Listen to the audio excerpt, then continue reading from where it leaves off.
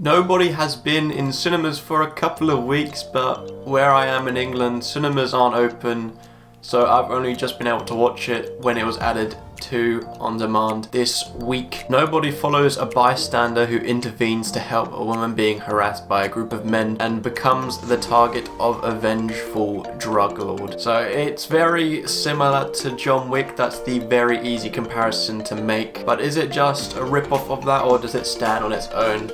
We'll find out about that, but before we do, please let me know what you thought of this movie down below. But anyways, let's get into my positives. Just like Keanu Reeves at the time, you wouldn't really associate Bob Odenkirk with a role like this. He's best known for Saul Goodman in Breaking Bad and Better Call Saul, where he's just a lawyer, he doesn't really get his hands too dirty. Seeing him in this great actor, it was one of those things where you wouldn't have thought about it before this movie was out, but then once you've seen it, you can't imagine him without a role like this. As I mentioned, and a lot of people will say, this does take some inspiration from John Wick with some of its tropes. However, instead of being just constant action like John Wick is, Nobody does pace out the action scenes quite a bit.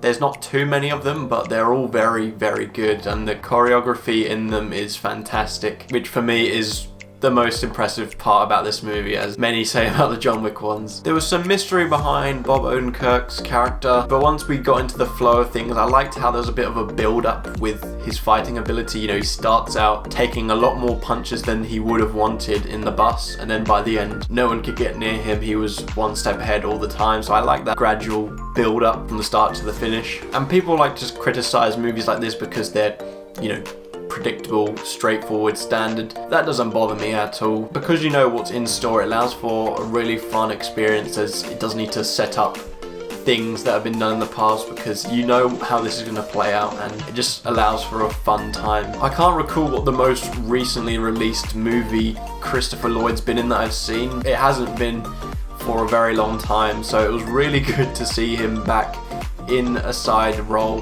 He did do a lot more than I actually thought he was going to do, so I'll leave that for you to see, but it caught me by surprise. And him amongst the other characters, this was obviously a Bob Odenkirk focused movie with just, side characters necessary to the story, and they don't distract from that at all, but they do have enough about them and enough of an interest which feels realistic, but yeah, it doesn't distract from the main plot and don't really take this spotlight off of him. Like, they have some stories which you don't really get the full answers for, so you can make of that what you think, and who knows, maybe set up for a sequel.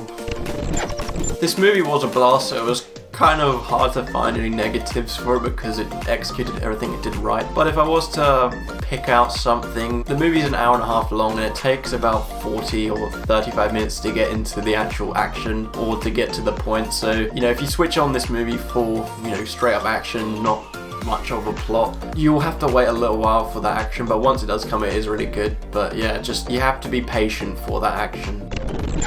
Nobody gave me exactly what I wanted, and with a great actor in the lead. It doesn't really introduce us to anything new to this sort of genre, but it was a welcome addition and was a very fun movie which did pass the time quickly. Overall, for my score for Nobody, I'm going to give it a 74%, which is the same rating I gave to Godzilla vs. Kong. Like I said earlier, let me know in the comments what you thought of Nobody, and if you would like to see that Godzilla vs. Kong review, I'll leave a clickable card up in the corner here. But anyways, please like and subscribe. I really hope you enjoyed, and I hope to see you in my next video.